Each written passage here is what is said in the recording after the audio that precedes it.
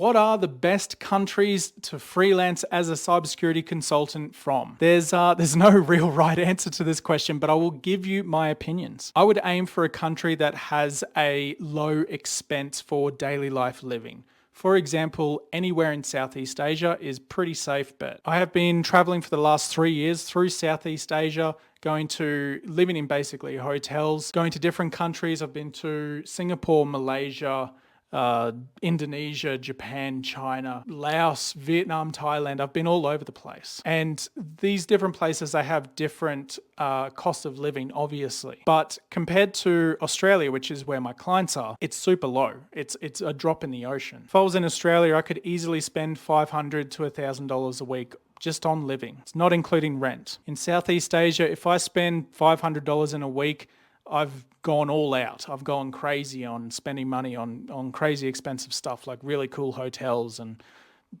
stuff, food basically. The idea here is that you would set up a business in a country that has a higher income rate. So for example, I set up my business in Australia. All of my clients, except maybe 2 who are in Japan, are in Australia. Now this way, how it works money-wise is that I would invoice these clients through the business in Australian dollars. They pay the business in Australian dollars, and then I pay myself as an employee of my business based on the income that I'm able to bring in through that monthly period. This way, and as long as you're still in the country that you're actually from as a tax resident for a certain amount of time, like Australia has a requirement that you have to be in Australia for a certain amount of time to be eligible for tax residency.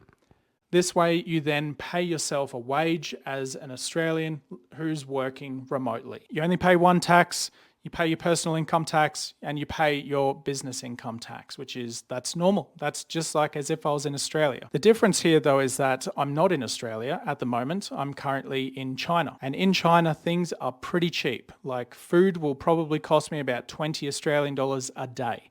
And that's for me and my wife. Whereas in Australia, food for lunch will cost $20 just for me. And it can go way up. I mean, it really depends what my appetite is. It could be lower. Like if I wanted to get a tuna sandwich every day and really like Brian O'Connor, then I mean, that would be really cool. And I could do that. But you get sick of eating tuna every day, trust me. So this is sort of how I would operate. And if I was going to tell anyone about starting a business, so for example, if they're someone who is based in, I don't know, India. You can set up a business in some foreign countries, in the Western countries that have a higher income rate.